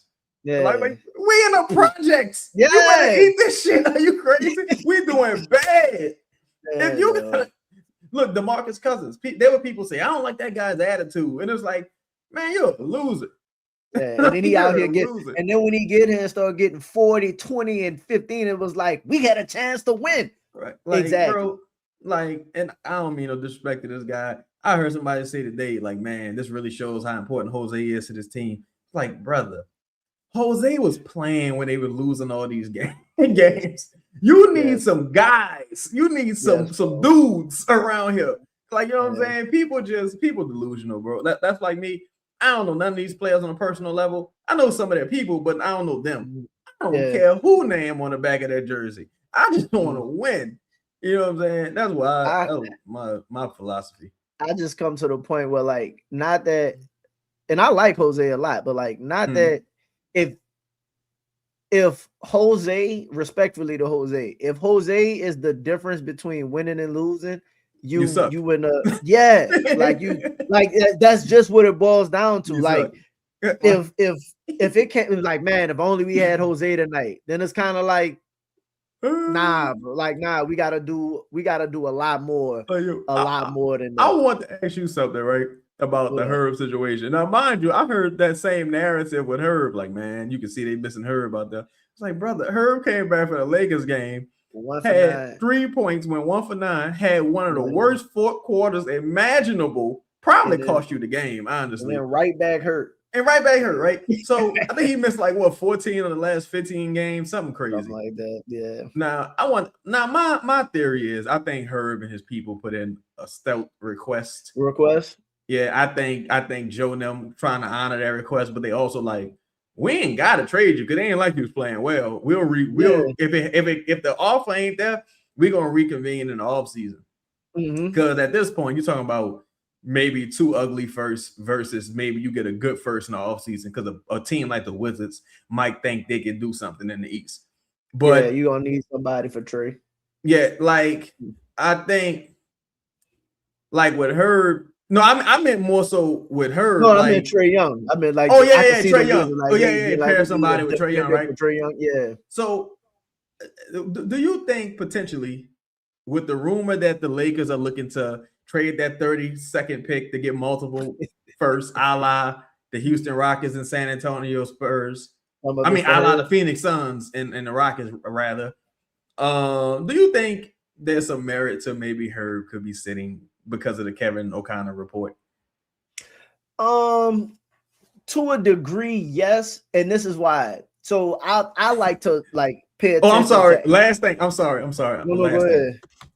A person a supporter of mine, who's supposedly locked in with Clutch, in a real way, they said, man, I'm here. Herb look great, and he's standing up and jumping every game. Man, ain't nothing wrong with Herb, though. Listen, my bad. What you think? No. So first, I do not believe that Herb is hurt. Right. I also believe that, and not just for Herb. I think we're walking a fine line from all of the untouchables requesting trades and publicly, because Trey is very ambitious. Yes. Trey not going. You got this season alone that Trey is going to be like, oh, and the only reason I think you got this season is because I think Trey's starting to, like, feel like the team is shifting to more his team. I think I think he can see himself as like the face of an organization, and this is the place to be. Like, if, for example, if he goes to Golden State, right, you're or not gonna whatever, be like you're gonna be Wiggins at best. Yeah, like at best, and then like your like the career arc is just a little different. You Harrison Barnes, like you know what I mean. At least if you and you're in the pressure cooker, so yeah. At least if you hear you got your money. The expectation not really high. You can see yourself as a star, but if you losing, you a year away from like Najee being like, yo, like think about this for Najee. If Dallas don't trade Luka, Najee them probably talking about playoff championship. You know what I mean? If all of them click tight, Brandon having some success, regardless of whatever, having some success in Toronto. Yeah. You could, and you know, Trey and Herb close. I 1,000. Brandon pulled this last year. I ain't playing. Now that's kind of what I liken it to, honestly. Like looking at it and them again, like you got the Willie Green crew. Like I always thought you had clicks. You got the Willie Green crew. I think Trey is kind of a bit on his own. He's ambitious. Yeah. He got a reality show. That mini documentary he's put out there. Yeah. But if we keep it at a cool dollar, it's like your performance has been pretty hit or miss this season, truthfully, bro. So like I think he got some look, man. No, I don't even want to say that. No. Let me just say this. But I agree with you. Let me say this regarding like Herb and just the players in general. Mm-hmm. All players that have any stature at some point want to win. Yeah. Right? Yeah. At some point want to win. Hopefully, hopefully at least want to win. Trey looks like the I want to win kind of guy. So again, that's another reason why I don't think they on the rookies timeline, because if you think you about to lose for 2 more seasons like this team might not crack 20 wins. Right? They'll be lucky to like they might be lucky to crack 20 wins, bro. Get 15. That's what I'm saying. You be lucky to crack. I said this team was gonna win 50 games, bro. They be lucky to crack 20 wins. Trey Murphy, not like you gotta go get like Ja or something like that. Because if not, if you Trey coming in, let's say they don't do nothing, you don't have no pick. You think, and they hire Borrego full time. Right. What you think Trey Murphy gonna think once they start off 0-8? And look, I ain't gonna hold you, son. Like, based on what I've been told about Joe Dumars and his mentality, Joe kind of like, boy, what shot you think you calling? Yeah, ain't nobody. Bitch, like, you should have got this contract. You're supposed to be part of the solution. But that don't mean that they wouldn't trade him. But I think that I'm sure that he's expressed to some degree, especially like when things went bad, maybe not in the beginning, because he probably like, let me watch everybody. But I'm sure he's expressing to some degree that like, yo, look, this ain't over for us. We trying to build, we trying to do this, trying to do that. I do like just based on the Brandon situation with him sitting out, the clutch factor with DeJounte, DeJounte pretty much demanding the trade as recent as last season. Yes. I think they like reiterated that in the off season. Yeah, I think like look, we trying to clear these books, and once we clear, give us a year. Yeah, and look, this team, bro, that's the most frustrating thing. The skeleton of a good team is here. Is in there somewhere. Like that's the problem. You don't blow 14 4-quarter leads. You know who does that? Like, no one's gonna say the Pacers are a bad team. Pacers have a bunch of blown leads this season. Yeah, because they got injuries. Yeah, because they got injured. But last year they was in the finals. Yeah. So you don't go from being the worst team in the league to like the truth is somewhere in the middle. The Pelicans are probably somewhere in the middle as it stands today. With competent coaching, we don't know where they could have been. Right? They probably should have at least. They probably should have at least 18 wins right now at minimum. Truthfully, they should be firmly in the play-in right now. at minimum. I agree. All injuries taken into consideration, period. At least 18 wins. Well, they have 10. You can count on. I could count 5 games off top of your head. Like, yeah, off top of my head that like y'all should have won. You know what I mean? Again, Minnesota. Memphis to start the season. Both Memphis games when you led by double digits. Spurs. Dallas games. Dallas, Minnesota. Suns when you missed 17 free throws. The Clipper game winner. Clipper game winner. Bro, there's a ton of these games that come to mind. That's why you like, if I'm Joe Dumas and I'm really evaluating everything, I'm like, one decision here, one decision there, made bucket here. We don't miss 17 free throws. Stupid shit. Like, you know what I'm saying? To where you like, if this team had 15 wins right now, you probably would look at the season a little bit different. Even today. If the team had, if James Borrego was an 8-25, is what you said. Yeah, like if James Borrego was like 500. If you was 500, or if you was, let's say you 5 games below 500, right? Let's say he 8-25. That's what, 33 games. Matter of fact, let's say you 16. And no, matter of fact, the record is so bad. This dude sucks, bro. Let's say so bad. This dude sucks, bro. Like this is. I don't mean to laugh like that, but when you say it out loud, like imagine pathetic. Somebody shot free throws and it was 8 for. You know what I mean? Yeah, like Dyson right now is like 1 for 66 or something ridiculous, right? Imagine, like, what kind of shit is that? Yeah, like you can't if you a GM, you like, wait, so he went 1 for 9? Yeah. wait, we missed 17 free. Like in certain things you can't really account for. But you said he was 8-30. How many games Zion played? 17 straight. Wait, you won 4 games with Zion available? So he ain't have 20 shot attempts this whole season? Who else on the court? Who else on the court? He playing with 2 rookies.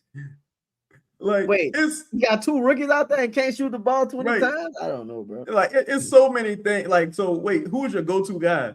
Sadiq Bey in the post is your Sadiq Bey turnaround fall away jumper. That's our go-to ATO. All right, I see what happened here. Shout out to Sadiq Bey, man. It's out to Sadiq Bey, but it's like, come on, man. Like, what we doing here? When you say it out loud, bro. Like when you start saying it out loud. Yeah. You know, and my thing is, bro, a lot of people giving Zion a lot of slack for this year, and he deserves it. He has not looked like Zion. Oh, yeah, not like Zion, a superstar at all. He looks so not frustrated, but he looks so like just like, you know what I mean? Just defeated by the season. And part of it is his fault, but like because a lot of people are asking, like, you haven't seen the Zion, you know, just deciding to take over and stuff like that this year, right? You haven't seen that.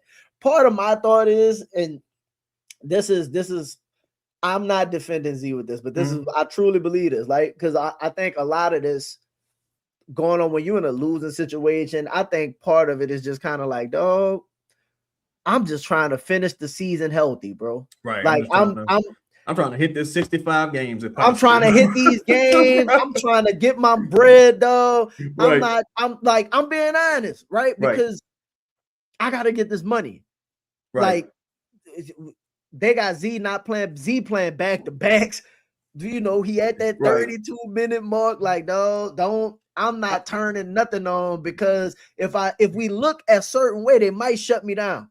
Bro, I think because he's supposed to be the marquee guy, he can't be off the hook.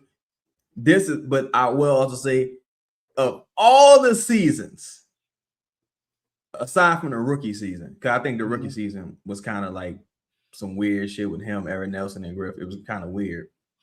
Every other season, I think this is probably the least culpable he's been. Okay. And the only reason I say this is the least culpable he's been, because you can't go 8 for 8 in the first half for 20-something points. And in the second half, you get 4 shots total. And it's like, what's the ATO? Again, there's not a knock against Sadiq. The ATO is like your go-to player. I'm 8 for 8. I'm the guy. They can't do nothing with me. Yeah. And your go-to guy. You drawing it up for Sadiq Bey. That's what we're doing here. And I think, and a lot of people use the Zion, you got to take over. And like, I just that's think not a like, real thing, bro. No, bro. And then at this point of the season, you 8, 10 and whatever. I just think he's just kind of like whatever, though. I think certain shit is like, people think this is like a Bruce Lee movie or something. It's like, bro, Thomas Shepard above the rim, that's a movie. Yeah. That don't really happen. Like, give me the fucking ball. That don't really happen like that. That's not something that constantly happens. Like, even with John Morant, like, people was like, well, the coach, he don't want to play John Morant 30 minutes. He playing him around 20, 29 minutes. They keep him healthy. And people will say, like, why Ja just can't refuse to come out? That doesn't happen, bro. That don't happen in real life. This is the NBA business, man. Also, you won't get fined for insubordination. Like, now, then I go to the other game, right? It was a game. It might have been. It was the Nets game, I think. Where he's under the rim. No, it was the Indiana game. Zion's under the rim. Nembhard's guarding him, I think. Nembhard is under the rim. Like, he might have been like out of bounds. If it's that game, if I'm not mistaken. Yeah, Zion's calling for I think it was the Nets game. I'm not sure. He's calling for the ball. And he in the paint so long, he pick up an offensive 3 seconds penalty. He never gets the ball. It ends up being a turnover. And I'm like, bro, like, come on, man. It's just ridiculous. 15 attempts, 12 attempts, the lowest usage of his career. And even if you're gonna say, you can't on one end, not saying you, I'm saying people, you can't on one end criticize the roster and then say, well, they want to move away from a heliocentric offense. Whose idea is that? If you telling me the offense is trash, I mean the roster is trash. The players trash. That's what you're telling me, right? But this dude here is 10 for 10. You don't think if the goal is to win, we should get him the ball at least another 10, 12 times? I completely, like, you ain't even seen point. You ain't seen point Z pretty much all season. And that's the most successful the team has ever been. It's like, it's so many excuses, bro. Like, what are they trying to keep him healthy? Like, no, bro. Maybe the staff just sucks. Yeah. So I just to kind of move forward, I do not believe they on 2 timelines. I do think they're on we're trying to be good now. I think they brought the rookies in because I think they looked at the draft picks as a way to acquire, like, the 2 ways, like you say, this team has to acquire talent: in the draft and via trade. I think you saw them go for Poole. It didn't necessarily work out so far. You don't know what you turn Poole into just yet. So now, that's another thought. Bro, you're in the same exact position in this offseason with Poole as you were with CJ. $30+ million expiring. And whatever you could turn, and his contract is more valuable than it's ever been. Yes. Since he signed it. Yeah. Like, that's why it's like a neutral. You're in a good situation. You're in a decent. Well, one, again, you don't have the pick, but that's the worst thing about all of this. Yes, if you're looking at Queen as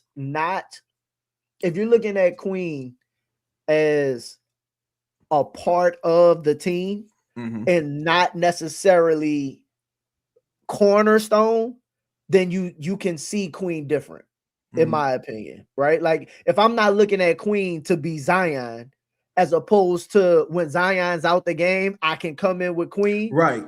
It's viewed differently. Do that make sense? Makes perfect sense. Also, if you view Queen or Fierce as next year's pick, you should be fine with it. Yeah. Like, that's the thing. Yeah, that's kind of where I'm at. You took some credit out. You got your pick early. So that's the thing. If with the trade deadline coming up, I think they pulled the rookies early. The rookies are playing because I don't think they should be, but to be honest, with them being this bad, fuck it, they might as well play them as long as just go ahead and get the minutes out the way now. Go ahead. I think one of the larger malpractices is not playing Eve Messi earlier this season. I think you got several more wins playing Eve. And it's something that really agitated me earlier this season to where it's like, wait, so you just can't find no minutes for Eve. That's what you're saying. You can't find none. Period. Yeah. And like, Eve, I thought was the center coming in to the season. Like he started all them games last year and you immediately went away from it. So and it's not that I think he was the answer, but he's the best option you got to get a heavy chunk of those, rotation big by committee minutes. I think him and Carlo play really well together, to be honest. Like you actually look somewhat formidable. I think when they both a nice tandem. No, let me ask you this, and whatever segment you had, or if you want to close, we could do that. But let me ask you this also. Who on this roster from the past looks better now under Borrego, in your opinion? None. Like who looked better on the Willie Green versus Borrego? It's like, oh wow, I like how you're using him now. So I thought about it. I was thinking about this too. And after this, we'll just do some questions. But I thought about this because Eves last year essentially was doing some of the same stuff that he's doing this year, right? Like pretty much, he's same play. With a couple of new things.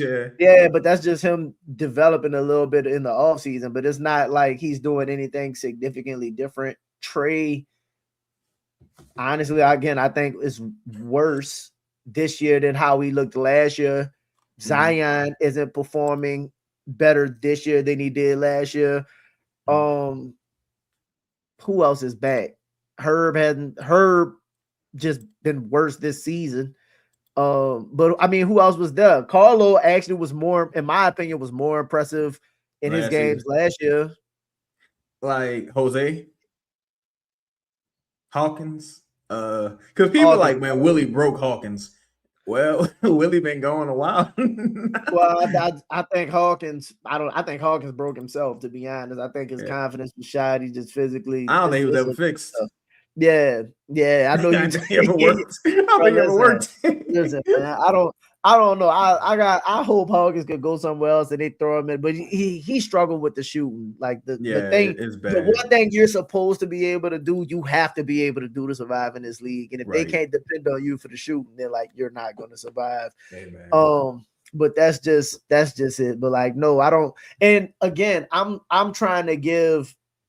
I still to this point try to give James Borrego not a pass, but like some grace to a degree, because obviously I think this team will perform a lot better if you played the rookies less minutes, right? Like I just think that's like if you started some of the starting lineups that you started at the beginning of the season, your team will look different. Like if you just subtracted the rookies' minutes to a degree, I think the team will perform better. But if it comes down from Joe that, hey, you got to play the rookies, you're going to have, they both not great defenders. They struggle offensively at times like they do what rookies do. I also think, Joe I think Borrego getting some bail with that too. Not from you. I'm saying with the reporting, because it's like, he says you have to play them and you have to play them to a certain point. You think he going to run out the front office and say, what the fuck are you doing? Yeah, again, here's a point to that, because playing the rookies and starting the rookies are two different things. You've seen Carlos start a game, not start. You've seen Queen start, not start. Eve start, not start. Everybody can start and not start. Why Queen can't not start? Or why Fears can't not start? Or even like, all right, they starting. What's the game plan? It's like, what's, like in the NFL, how you got like the first drive is always a few set plays. What are the set actions here to get your best players involved? And then when the rookies come off the court, you're like, all right, cool. We survived those minutes. Now we can really play. But the rotations are odd, bro. It's just how you're closing is odd. The substitution pattern is bizarre. And then the same guys are handling it. And a lot of people, they throw like because Poole's been getting killed.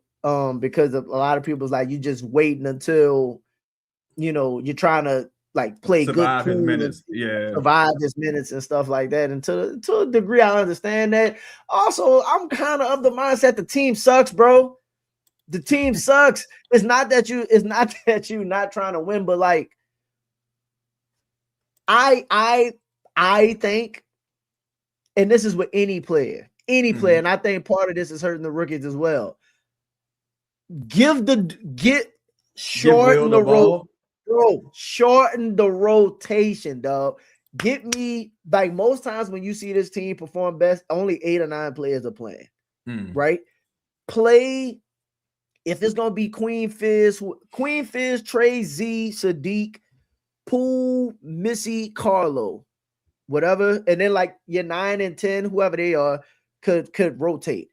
Give the dudes 30 plus, 25 plus, right, so they can just get used to their roles. Get used to the role, bro.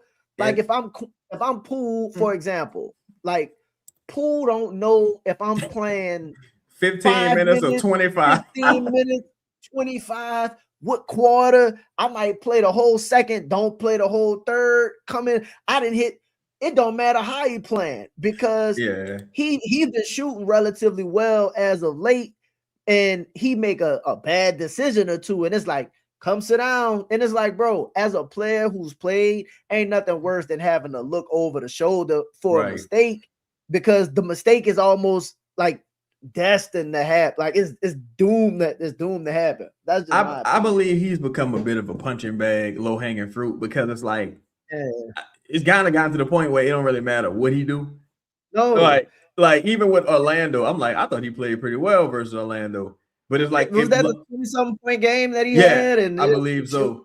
Yeah, the left-handed 3-pointer and all of that shit. And it's like even with like Zion, it's like, fam, the man hit like 15 runners, middies, and ones. He was doing everything, and it was like, whoa, he ain't shooting. You gotta work on his game. He gotta extend his game. It's like, bruh, what more? Like, with the ball going in the fucking basket, like that's not his game. It would be great if he shot some threes, but it's like, like, you know what I'm saying? You're not losing because of that. Dominating, bro. Yeah. like it was a dominant performance. You're not losing because of that. You're losing because when certain people come off the floor, there's too many offensive lulls. I think the problem is offense. In fact, if he shot 18 shots and had 30-some points, they should have gave him 22, 25 shots. Maybe you win the game. It's all about maximizing what you have in front of you. And I don't think, I mean, you can wish you had Walker Kessler. You don't got him. You can wish you had Warriors Klay Thompson. You don't got him. So you got to maximize what you have in front of you. But I wanted to ask you, I'm sorry, cut you off. Go ahead. No. Well, real quick, because you're talking about like maximizing, bro. Eves and Carlo together on the court, bro. If you just if you look at the box score, you look at the numbers and stuff like that, bro. Those do. But if you look at them, it's only 15 minutes, 18 minutes. It's like, dog, don't tell me you trying to win and then show me the game plan and the rotations and stuff like that. So that's why I'm like, I'm not being overly critical of, like, yes, we want to win, but you trying to win in a way that's the hardest way to win. Yeah, you taking the least path, the most path of resistance. Yeah, the hardest way possible is what. It's just like, come on, man, man. That's why I'm mad about the pick. Go ahead. I want to ask you though, do you think Herb is here post trade deadline? Herb, I say Herb and Jose post trade deadline. Jose, no. Herb, about 50-50. Yeah, I'm 50-50 on Herb. I to be honest, I want to say no, but the only reason I say I think he's gonna be here is because I don't believe the offers are gonna be there for Herb right now. Like, that's really what it boils down to. Like, if you ask me about Z and Trey, like I think, not that they wouldn't do it, but I just don't think that Joe and Troy are just like dying to give up Z and Trey. Like, let's just look at it from a talent perspective, right? Talent perspective, like, remove the assets. Right. If you're a team that's already telling me that the roster is bad, Trey and Z, realistically, other than the rookies, are the only two players that have had like extended decent performances throughout the season, right? Like other than the Rockets game, only one's averaging 20, yeah, like other than the Rock and Sadiq, but other than the Rockets game, what game have you seen Herb look anything Herb like? I thought Herb had one good half this entire The season. second the Rockets The had. second, you knew exactly which one I was talking about. He was awful the first half. He was 1 for Yeah. 9 and all. So my thought is that like if Herb is here, it'll be because somebody's like look at the numbers and all of that and be like, And it's like, bro, if we did, let's just say we didn't know who Herb was at all. mhm. We didn't know who he was at all. Right? We just turned on the game this season and we watched every game he played this season. Would you say Herb, he was that's like better than like Sadiq Bey, like better than like I'm trying to think. After Sadiq Bey, it does get a little questionable. But if you're like arguably the fourth or fifth best player on the team today, right now, it's like because the defensive impact isn't there in the last 2 seasons. The defensive fall off coincided with Jonas leaving. Yes. You know And I do think Herb will be beneficial on a different team that has on a championship team. roster. Yes. Yeah, like a better roster. Like Herb absolutely can help a team. Facts. Like if you put Herb on OKC, obviously, especially for example, Jalen Williams just is out indefinitely right now. I tweeted that today. OKC needs some help. And not that Caruso got a groin injury as well. Caruso, bruh, not that Herb can do what J-Dub does, but Herb absolutely could supplement that type of team, and they got the assets to throw away to go get a Herb Jones. You know what I mean? Especially if like you can rest Caruso, and then let's say you go into the season, like you go into the playoffs, like they've been struggling with San Antonio. Now you got another defender that all we really need you to do is go guard Fox or Castle or somebody like you OKC, a great system. Yeah, like you get Chedda ball, like get Chedda, like a team like that. Yes, you need to be somewhere where there's no confusion about the hierarchy. Exactly, like somebody that's gonna be like, "Hey, you shot." I know you're new here. Yeah, but don't do that. We passed the ball to the MVP, like right. That, you know what I mean? Somebody like that. Denver, maybe, something like that. I think OKC. I think if the Lakers don't really, OKC don't really have much incentive to help the Lakers, like get Herb. But OKC probably like we're not worried about no Herb Jones anyway, because we just played this guy in the playoffs, so we not worried. Yeah, but us. Also, it's like, you got teams like the Nets and OKC and teams with those multiple picks really have like a surplus of picks. So we can't develop all these guys. We got to consolidate at some point. And these injuries are happening at the right time when you're seeing some chinks in OKC armor. Now you got 2 prolonged injuries. Yeah. It's like, wait a minute.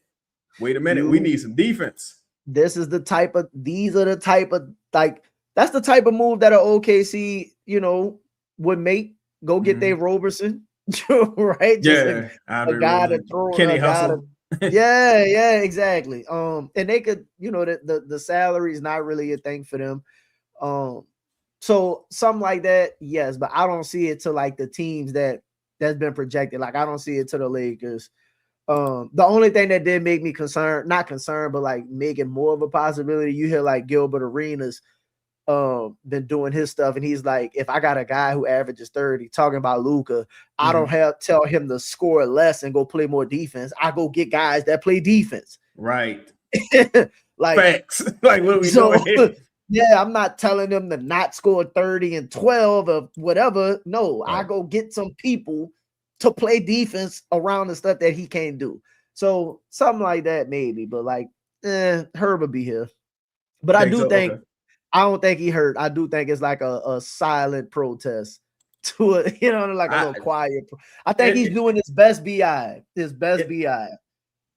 It's just interesting because if Joe stands true to his word that, look, you say you want to be somewhere else, I'm gonna find somewhere else for you to go. If there was no report about his camp advocating for him to move and him coming back for that Lakers game, that's what make it look real bad. He came back for only that Lakers game. If those 2 things didn't happen, I would be like, oh shit, maybe them injuries starting to pile up and he fucked up. But since it's all together. It's like, boy, Do you I don't think the know. Lakers? You think the Lakers called and was like, "Hey, sit him down"? I don't think they said sit him down. I think they might have said, "Look, we serious. We're gonna try to go get multiple picks for y'all." Mm-hmm. Because him coming back, there's no way he got cleared for that game, and he's No, not cleared for the rest of not these that games. exactly my point. So that's why I'm like, I wonder if the Lakers was just kind of like, "Hey, Like play him, and we saw we enough. won't get a closer look at him Right. if he can go, but like Yeah, sit like him down. we Like gonna try to y'all ain't making the yeah, playoffs. Y'all can figure this out without him. we gonna try You to know, turn this one pick into like 3. yeah. But And we I can don't. I turn 3 don't. bogus picks. And I'm gonna say this: I don't care where you're picking at. If you get 2, 3 first for Herb Jones, you better move him Yeah. because like I that ain't restock never the gonna war happen. chest. Nah, restock the war chest. Yeah. Let's do a couple of these real quick, and Yes, then we'll indeed. get out of here. Let me see here. Let's see. Check this one. Do y'all believe Well, in what Joe Dumars? What's good, Jaden? Jaden, bro, you been solid, bro. Everybody that came oh through, yeah, I fell through always see through, Jaden, yeah, man. hit the like button, bro. Appreciate y'all. Do y'all believe in what Joe Dumars' plan is for the Pelicans? Yes or no? Do y'all believe Joe Dumars can get this team right with the right head coach for this team? Yes or no? I Yes. do. I do. I feel like I think they have a plan, to be honest. And I thought this year was gonna be, because I believed in Poole and I thought they would stick to playing the starters more than 3 or 4 games. You know what I Right. mean? Like once Willie pulled the plug on that, I was like, it just was the same old. But I definitely believe if they clean house from a coaching standpoint and give a fresh voice, even if you keep some of the players, I think you'll have a better showing moving forward. Let's see. What do y'all think, Jaden? Again, what do y'all think Joe Dumars and Trey? I'm assuming he mean Troy do at the trade deadline. What y'all think we do? Y'all think they do nothing? What you think? You think they do nothing, or is it just a herd move? I think they try to pick up a couple seconds. I think they try to move. I think they try to get Ja. I think they try to get Ja. I don't know if Do they you think succeed. they get Ja? I think they got the best chance in the field right now of getting them.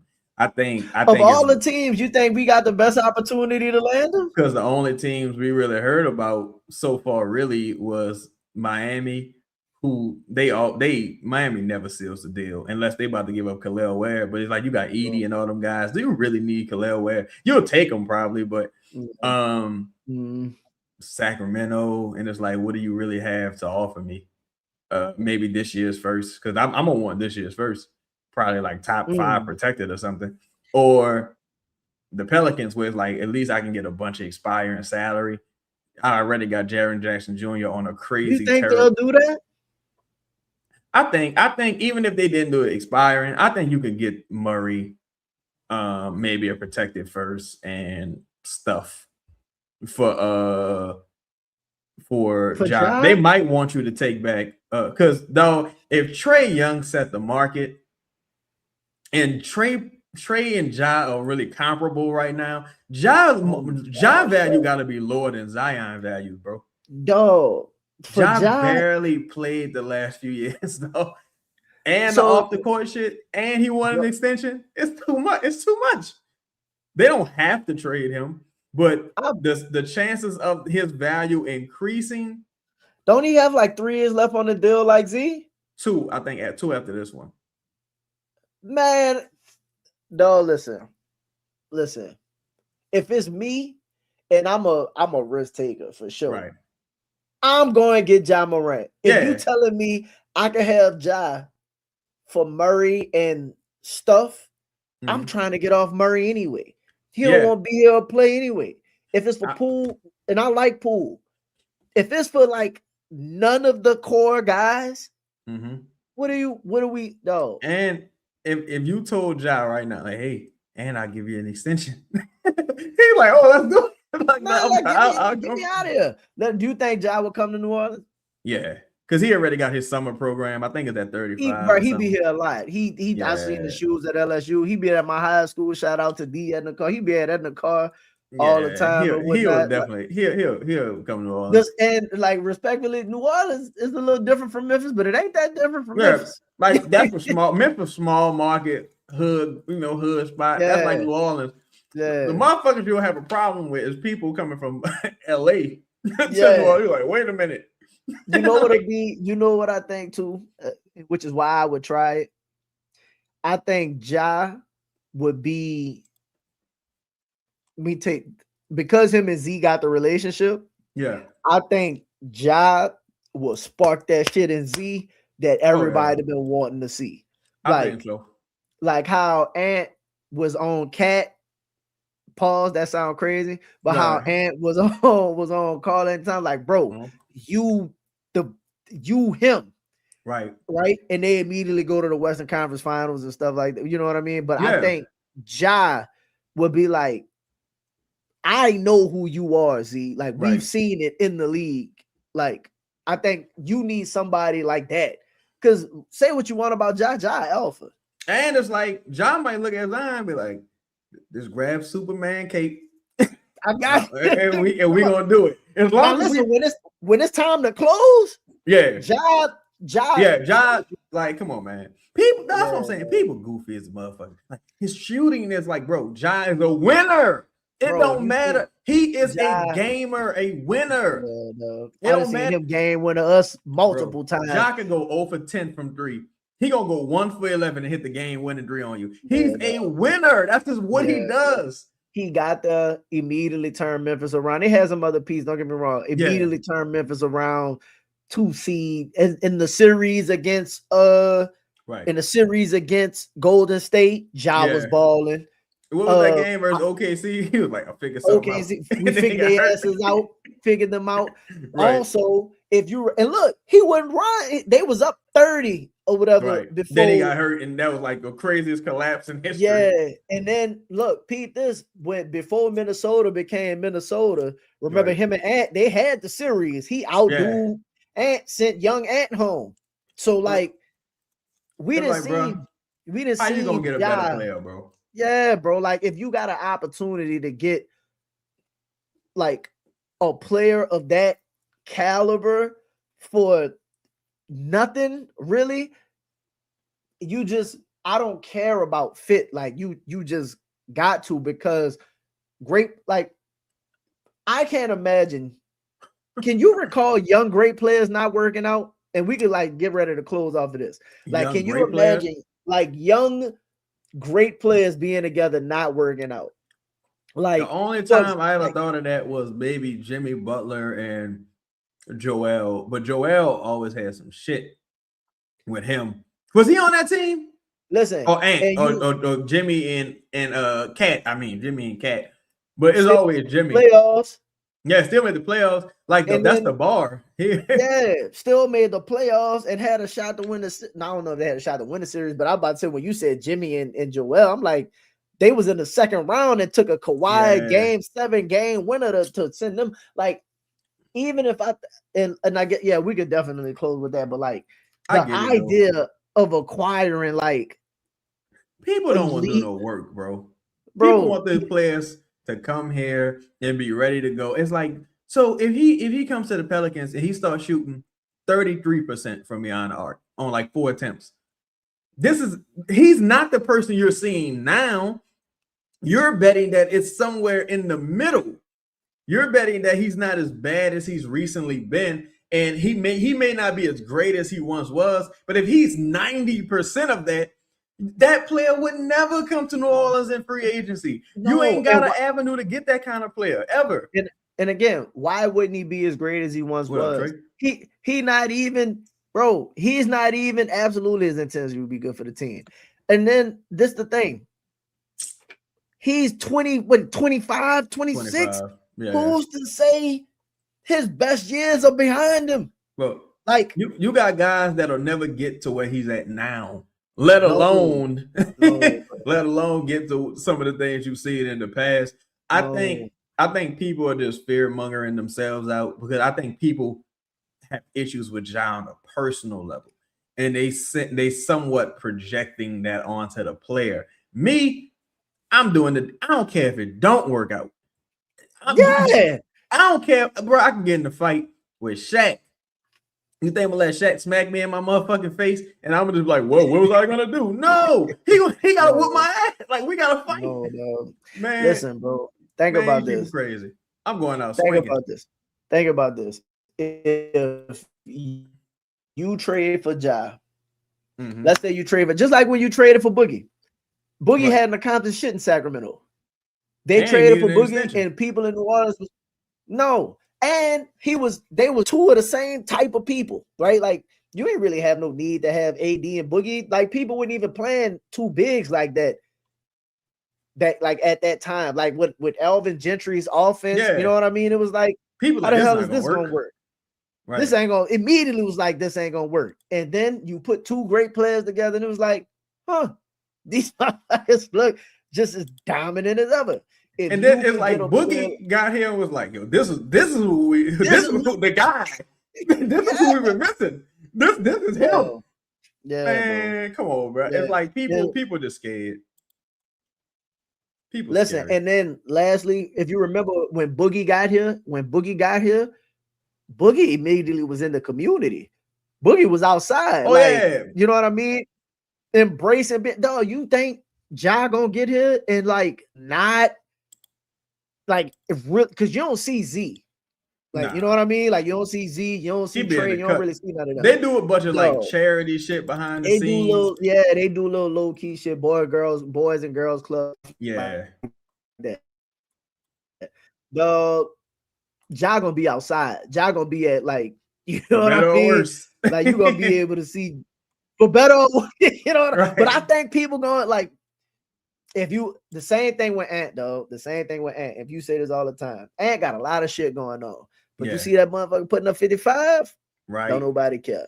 Nobody cares. Nobody care about none of that. And truthfully, people don't really care. That first Ja game winner, people gonna be like, come on, man. Like, people, it is what it is. They say what they want about Z, but Z not long ago had them 30-point stretches, and once he 360 windmill and all of that, dog, Ja put somebody on the poster, and it's gonna be over. So, with all that being said, man, appreciate y'all. Here we go. Do y'all think we should go get Ja at the deadline? I don't have the off the court issues.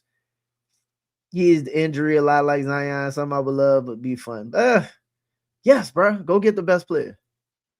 Go get it. And last thing, I'll ask this to you. What player available right now better than Ja? One can argue Sabonis would be a better fit as far as, because you need rebounding, and that would help on the defensive end. But as far as available talent, it's Ja player available. Yeah, like best player available is Ja Morant right now. Like by a lot. So Zach LaVine, like, I mean, who we talking about? You acquire Ja now, right? You acquire Ja now. If we leave with this, you acquire Ja now, and let's say you got Ja for, I don't know what it would take, right? I don't know, Poole and something else. You still go into the off season with multiple moving salary, bro. Fill your roster. There's realistic pathways for you to get Ja and Sabonis. Like, that's how much tradable salary. Remember, I asked you that. Like, bro, there's realistic pathways for you to add 2 max level guys and still avoid the tax. There's a lot of ways to do this. If it was me, I find a way to pull the trigger on both of them this year. Sit their asses for the rest of the year. Boy. Like, go get Ja, because that's what Wizards did. They went and got Trey. Don't worry about playing this year, dog. Get right. Man, go get Ja, go get some bonus. Y'all heal up. You hear me? Y'all heal up. And then, or if you want to play cool, boy, go heal up. And then, we lit in the all. I'll be trying to build the Knicks golf side. I'll be trying to build the Knicks. Like, I'm going to get, so I'm going to get Ja. That's going to be my fake Brunson. You gonna be my fake whoever, Zion. You gonna be my fake Sabonis, and we gonna try to make this work, and we gonna just figure it out. Like, because Sabonis' contract is out in 2 years. Ja's contract is up in 2 years. Zion's contract is up in 2 years. None of them dudes about to get that same type of money. Like, so it's like, what's it matter anyway? Trade locked in for however long. Just go build. Go for it. If you fail, nobody gonna say you ain't go for it. No, because then you still if that fails, you know what happens? Queen and Fizz, yeah, you still got your rookies. Whatever picks you have is gonna be their time. And bro, you not giving up no 2 and 3 picks for either one of those guys. You talking about maybe an unprotected first for Sabonis, maybe a protected first for Ja, bro. You still got all of your own picks after that. So, and if you give them Herb, you might not even have to give up a pick for Ja in a situation like that. So, man, come on, man, you need to go for it. That would fix a lot, in my opinion. I might have to be in the arena. They do something. Do that. Listen, do that, and then do that. Higher tips, and I'm cutting up. Oh man. Oh, like honestly, bro, I think there is a pathway, but you got to start now. Just start now, and everything is cheaper right now. Listen, Ja is the. If Ja is realistically available, and I do believe he's realistically available, if you got Ja Morant without moving like Z, Trey, any of that stuff, no, you immediately go into the off season looking like, okay, shit. Realistically, we might have 3 of the best athletes on the court because you got a problem with athleticism. Z, Ja, and Trey on the court all at one time, like you immediately become more athletic than most teams. Like, bro, and again, you will be in a situation where you don't have any bad contracts, bro. Like, that's the thing. Right now, the Pelicans' advantage is the worst contract they have, the worst is DeJounte and arguably Herb's. Arguably. Because the DeJounte shit only bad because he got 2 years left. If he had 1 year left, it wouldn't be a big deal. But even with Herb, it's like Herb shit bad because he turned 30 when it really kick in. Yeah, but 29 when it really kick in. But if people asking for him and asking for Murray, you throw both of them in the trade. Man. Would you do Murray and Herb for Ja right now? Yes. Yeah, I think I would too. I wouldn't even. Yes. Because to me, Herb don't represent 2 firsts. To me, Herb represents maybe 1 good first. Like, I know you be looking at it from the asset aspect of it. Yeah. But like I'll be thinking about it like Herb respectfully. Herb not playing well. Right, he's like Herb not playing well. I'm actively trying to put Herb on the bench for Sadiq Bey. Right? The fact that that's a real thing, bro, and we like discussing that is like, and it's not a far-fetched thing. That's a problem, bro. Like that's the whole point. Sadiq Bey has outplayed Herb this season, and you telling me it would cost Herb Jones, who I'm trying to put on the bench, and DeJounte Murray, who's hasn't played a game, for Ja Morant, who just in London or England or wherever the hell he was, just had, I gotta remind y'all who I am, the Magic team that we the man that's showing up, they rolling out the ball. Come on, man, bro. And lastly, I know they talking about him trying to fight the teammate and whatnot. We need some of that. So slap some of these holes out of it. Yeah, what you gonna do? Nothing. Yeah, these are grown men. Like, man, come on, bro. Yeah, people weirdos. Like, I don't want to be around that. Like, he trying to fight you? No, then shut the fuck up. Let up these grown men. And who cares? Who cares? That's how you buy. Yeah, throw hands. That's something when you was kids growing up. That's how you got along. That's how you made friends sometimes. We dabbed it off and like, I know he got my bag. I know he down. Whatever the cause may be. So, yes, indeed, man. No, don't tell me with something like that, bro. What the motherfuckers? Out of here. Out of here. They got to make this happen, bro. It probably won't happen, but I think they have a better chance than most people because they got a lot of advantages some teams don't have. Yeah, Because if you Memphis, are you taking on Malik Monk contract? Malik listen, Monk contract? they said you know what I respect about Milwaukee all the time? They always going for Milwaukee, it. they always so like if he wound up in Milwaukee, I wouldn't be surprised. They'd be just willing to do anything they can for Giannis. Yeah. So I would be a little surprised only because I'm like, man, you kicking the can down the road with that because you got Jaren Jackson Jr. under this crazy ass contract. You gonna get back Kuzma and Bobby Portis in what, one first? You don't want this $30 million expiring here, or you don't want to thread the needle a little bit with DeJounte, let him fall off the books. You don't want her. I do think the expiring. Her fit their culture and the expiring is yeah. And then Memphis do good business anyway. Memphis probably like Memphis made that Bane. They're like, fucking right, you can have Bane. Like Memphis sitting in a different position. I keep saying lastly, and then I throw other stuff out there. Memphis sitting on all of those picks from the Bane deal. Yeah, they don't even need picks. No, they probably viewing their roster, especially with Cam Spencer, Zach Edey, Ty Jerome, Cedric Coward, Scottie Pippen Jr. They ready to play right now, bro. They ready to play right now. Santi Aldama just got an extension. Yeah, they probably looking at their roster and with the picks, like the supplement of the picks and stuff like that, and it's kind of like we could how much you said gonna come off the books? Yeah, that's the thing. Like we kind of better than you. We don't really need you, Jack. Like that's kind of how they feel. Like we got Scottie Pippen Jr. and Ty Jerome. Jack, you barely play anyway. Yeah, bro. And you don't like the coach.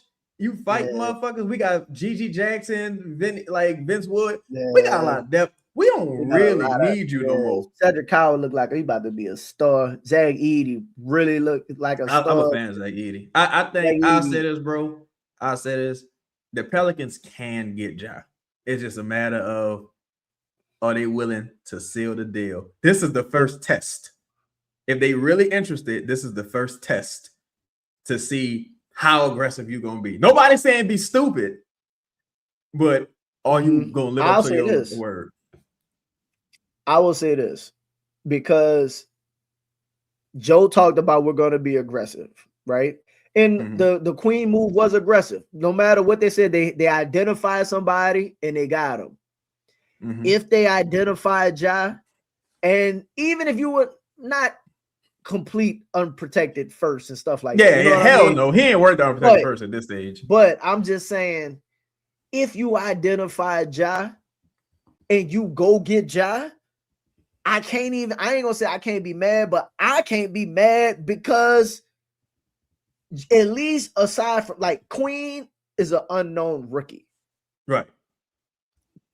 Ja, at the end of the day, you've seen Ja look like the face of the league at one point.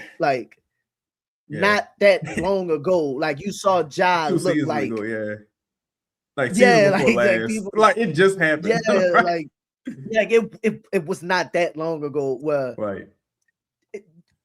So that would be my thing. And again, Ja looks like, to me, a Dumars kind of guy. I think based on their history of Allen Iverson, Chauncey Billups, taking them guys, even Zion, dudes who might be a little rough around the edges, you're like, he ain't gonna act like that with me. Like, I think, I don't know though. And Joe said in the interview, again, Joe words. You ain't gotta be a quiet boy. You just gotta show up for work. And to Zion's credit, he been showing up. He been showing up for work. Get That's the bar. That's sad. That's the bare minimum for Giant Zion, bro. Are you in the building? Cool. Yeah, you playing today? All right, cool. So, again, that's it, man. But appreciate y'all for everybody tapping in, man. Stand in, bro. We 2 hours a year. I'm glad I was able to have you on the show, bro. Everybody, I appreciate you. The hardest working man in the Pels space. Chaz. Hey, brother. Appreciate y'all, brother. I appreciate that, man. Absolutely, dog. Love for y'all. Make sure y'all catch Chaz. He doing the live shows. He drop content, exclusive content, Yeah. member shows. Just Make dropped sure a new episode today. Saying Zion and Trey Murphy are not untouchable, man. You know, nice episode. I literally dropped it right before we did this, so y'all get a chance. I was gonna watch, but then I couldn't watch because I had right. Yeah, we're doing it. Yeah. But I'm absolutely gonna lock in. You're gonna lock in. But man, appreciate everybody. Make sure y'all hit that subscribe button, hit the like button. Y'all tap in. For me, I'm A Davis, man. Pels in the blender, my boy Chedda Chaz. Y'all be safe. Enjoy y'all week, man. Happy MLK Day. Yes, it's almost over. You heard me? Y'all take care of each other. We out. Peace. Peace.